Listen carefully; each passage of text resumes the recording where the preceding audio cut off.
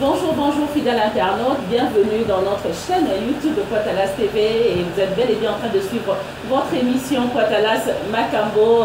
Nous sommes plus précisément à Njili au salon de coiffure Shams. Shams, c'est un très bon salon de coiffure, un très beau cadre que je découvre aujourd'hui. Je suis vraiment très ravie.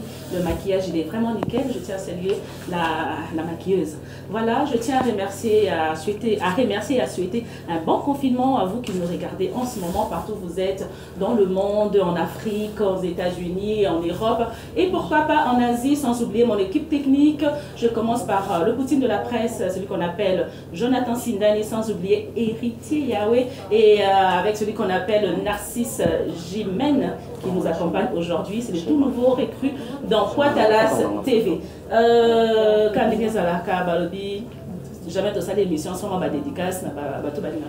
Je commence par ma famille, la famille Mapuata. Je commence par mon papa Benson Mapuata, sans oublier le grand Poitalas Mani Mapuata et Richard Tonton, sans oublier Michel et Josélie Mapuata, sans oublier Tantine Bernadette et Maman Cécile Diakese. Laissez Mapuata monter à 13h Ikoulou, Waterloo Mokondia Italie, sans oublier Héritier Sklam, Nadler Bouéboué et celui qu'on appelle le grand Lucien Gayami de la résidence Acacia, plus précisément à Brazzaville, Firma Mossoni et Nikez Biodi de l'agence LMI à Brazza, et à toutes les personnes, vous êtes tellement éveillés, sans oublier celui qu'on appelle l'inspecteur Patrick Mboko, Blanche Mobondo qui nous suit en ce moment, Shakira Béton, Yasmine Mianda, Nicole Kianda. Donc vous êtes tellement mes chapeaux de mots, il y a 5 étoiles. Vous êtes tellement ébélés, donc vous avez ma casse, vous soutenir ma message.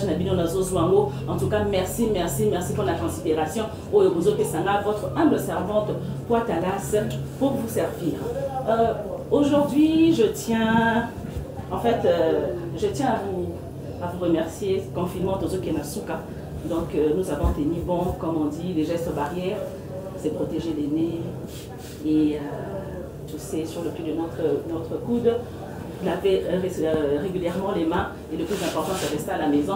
Mais biso et au moto pananda parce que tout ce qu'on a ça là, il y a pour divertir Lino. J'ai comme invité aujourd'hui celui qu'on appelle Ombadjo Maloki, le sénateur. Vous voyez, le jumeau, c'est vraiment des jumeaux qui sont très efficaces. En cadre, il y a communication, en cadre, il y a marketing. Avec Ombadjo, nous allons parler d'abord de zéro fainéant. C'est quoi zéro fainéant? C'est un concept ou juste une initiative. Donc, nous allons parler de ça. Et comme vous le savez, Ombadjo évolue à côté de l'artiste Ibrator, que vous connaissez, ces grands artistes que je salue en passant. Alors, la question est que tout le monde a un musicien ébélé. Il y a quartier et tout. Les lots toujours la ceinture na bango, valoriser la ceinture na bango. Mais pourquoi est-ce que d'un côté Ibrator nous ne sentons pas vraiment cette motivation là de côté proche naïe, donc pourquoi on ne sent pas ça? Mais par contre, qui sait ce qu'on a de bam sous que non va mais si les lots bazar là du genre donc sans polémique, sans polémique c'est ma cadre constat. Alors je reviens du côté de Ombadjo Maloki. Bonjour sénateur. Bonjour. Bien Poitalas Barbara Yamboka donc déjà les sénateurs ni mo bien donc et puis contre-mettre le message bien mo le Yamboka et ça on dit ça mbumba bayo kati kala un espace bien beau c'est déjà dimanche to va na palente et puis on a profité na continuer message à Mokonza Mboka ti le kabaloba qui est mon cachiné selon moi tu sais tu m'as le beaucoup pembeni peut permettre de plutôt garder la distance, ça va permettre malgré tout vendre on a moins espace vraiment séparé donc on a fait ça que Ibrator contre mettre qui en a depuis palais et il qui est là dans le studio tout le monde encore on va masser sur la biso va contre mettre na va contre maîtresse nous sénateur on va monter bien la piwana to va to beta na monde ni zalaba. Alors, sénateur, Tomoni Stop Corona, à Tomoni Ibrator, le contre-maître. Oui, il y a un binomo dans le carabouman, staff Kambola, tu as un moto, tu trouves partout, masque ou cachiné. Cachiné, masque, ils sont partout. Et puis, avant d'être Kabonara, yo pose na oya yo puis ba masina so ba déjà ya bango par rapport à sensibiliser mbo babi ke biso médicaments kotala biso dans la télévision ba terrain na banda pour papa ba maman pourquoi pas message que ça lancé presque pays et puis monde entier mobile so yi biso to lancer en côté et couper ça moi mabe ya moment des initiatives attaque ba contre tous en moi ba cache na biso boye et permettra biso déjà si na côté na porte là donc to pesa na maladie tendenge ba ya moment initiative au ba contre mettre ba bulaki to ça ta ba cache ni to distribuer na ba ya po na moi marketing ka ya ko mi batela et ba bi faut battre yo pour battre na ba ninga mususu ya mo mon potentiel cache ni et puis na betia on a contre. Ombadjo, nous avons l'habitude de te voir avec ton frère jumeau. J'espère qu'il va très bien. Chaco, je te salue. En passant, bon dimanche, Nayo n'a pas confinement. Nayo et Sikézar. Alors, parlons de l'initiative Zéro Fainéant et Zanine. Ils ont un concept, il y a un mouvement. Ils ont plein de d'auto qui ont moins mis, surtout qui ont moins mis dans Internet, dans la nani. Alors, j'étais surprise avec la Katana Solango. Bino ne pas tout ça na Katana Solango. Mais quand on peut expliquer, c'est quoi Zéro Fainéant? Zéro Fainéant, ils ont association. Association en haut, ils ont juste pour nous aider. Ils ont aidé, quand ils sont musiciens, ils ont artistes, ils ont aidé presque à mon opinion.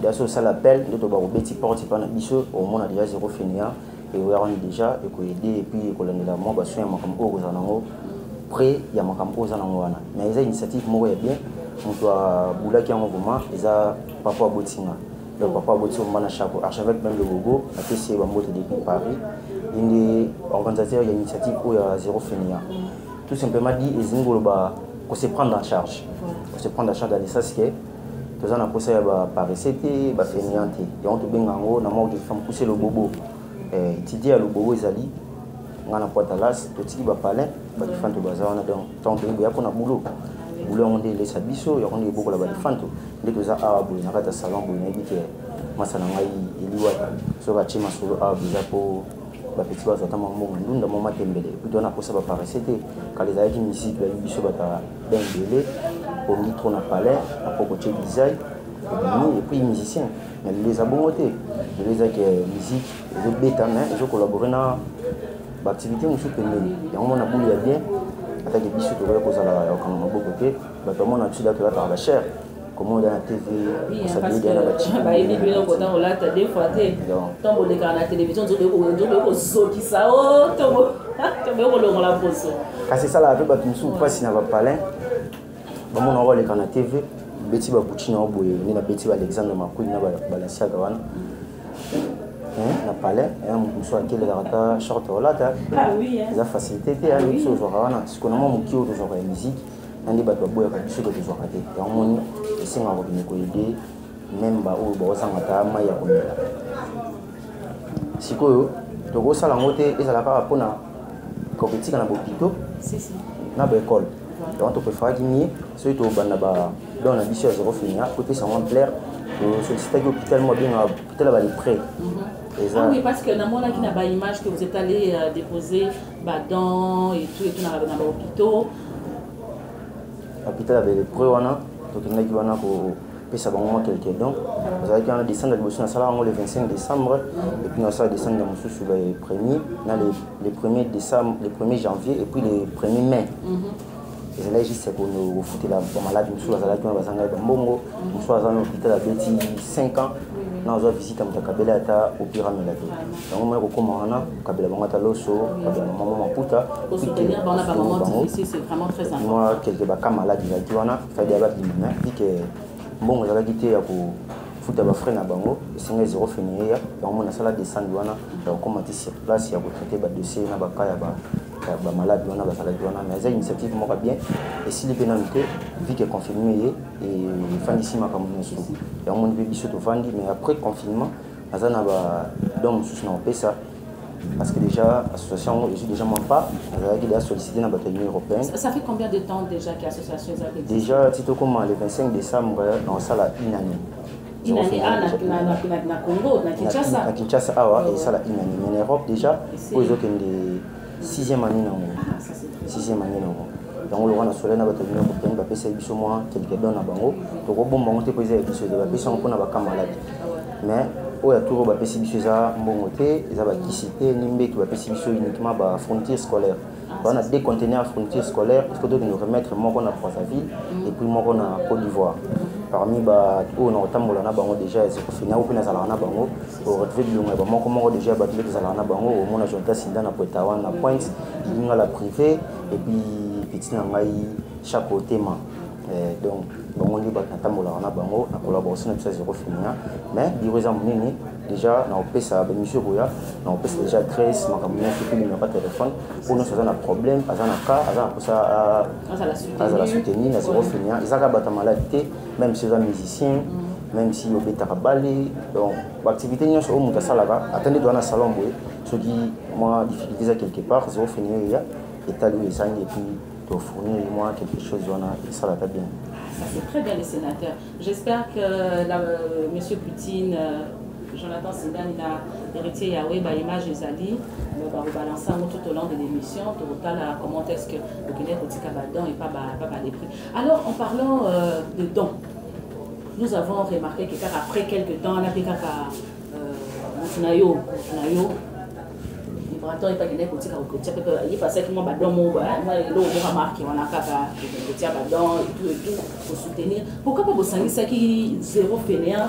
Na eloko ya geste ya Librator bosala ke lo mwa munene kaka oke ko déposer ke bino bosali koto et bon aibi masolo na ya zéro fainéant to ezaka na cadre ke non bosali ko bosali ya bino zéro fainéant eza ya ba contraté zéro fainéant pesa ya Librator te zéro fainéant ezali archevêque le bobo compris na Umbana Chako et puis petite sœur na travers na Brigitte zéro fainéant de bao baza dispo pour na bango na Kinshasa ou retrouver na mambo zéro fainéant uniquement bango wana à part que na sollicité bato ndena kinotika badon na ko benga pe poitalas pourquoi pas na benga Jonathan Sindani pourquoi ko benga pe Librator na kati pourquoi ko benga pas soutenir na kati ya F wana ngai ça fait moi bien to bokenya kotika badon moi Librator pe ngai ça fait ka bien talaka na makambo ya na dit que mbalasi déjà bo retrouver bato moi ebele ezaka Librator te posu tchaka Ibra et maka na ndenge na biso ba contre.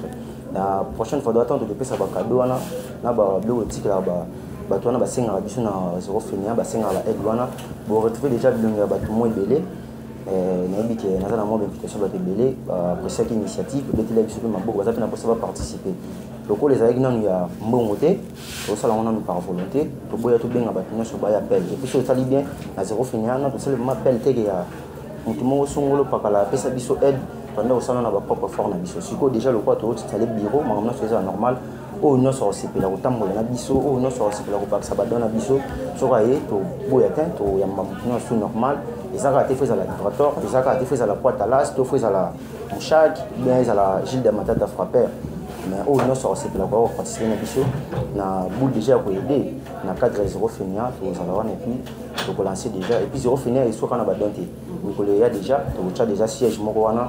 Vous en avez posé mutual, on a posé la bien la peintre, on a posé la maçonnerie, on a posé la hôtellerie, l'auto-école, donc on a tous les ans à zéro fainéant de façon que chômage yango et ça la matin na mboka ndeko dit que se prendre en charge le net ko se prendre en charge des portes là déjà au 4 à temps de jour boulot ça le bobo na yo les sénateurs omba malgré tout TV malgré tout mon musique mais on faut que c'est ça quelque part so il faut que soigner ça là été boulot na ba confinement au boulot. Les sénateurs.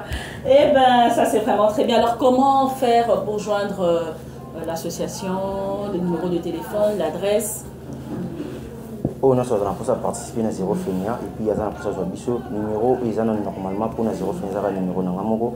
Pour on se fait numéro dans piste 243 84 00 96 et puis 278. Nous avons des numéros, M. Zali 89 87 610 et puis 67. Pour nous, on a biso, on a pour ça tigadon, on a pour ça participer à biso, on a pour ça collaborer à biso et puis intégrer dans zéro fainéant. Le numéro Zawana pour le moment, nous avons off. On a off pour maintenant c'est un mot qui va le dire, c'est qui 20 personnes déjà. Moi faut pour amener là-bas. on a confiance à ceux qui ont petit Nicolo sur le côté on a beaucoup de champignons parce que on a Nicolo Nicolo va le donc les amants bon. Alors Omba sénateur, Omba Joe sénateur, je suis très heureuse. L'initiative Nabino, il y a zéro fainéant. Je pense que le message est passé. Il y a des personnes à Poto, Boyoki, bon numéro de téléphone. Donc ceux qui m'ont éloigné, les alliés, gestes, les alliés, Awawa, Banakin, pourquoi pas le faire? Pourquoi pas le faire et aider les populations? Il y a la criminalité, il y a des enfants de la rue, des filles mères. Tu vois, ce sont des initiatives vraiment qu'on en a personnellement à soutenir. Je pense que dès aujourd'hui, Omba Joe, Poitadas TV est de cœur et je suis prête à engager toute notre presse à marcher de cœur avec vous. Alors,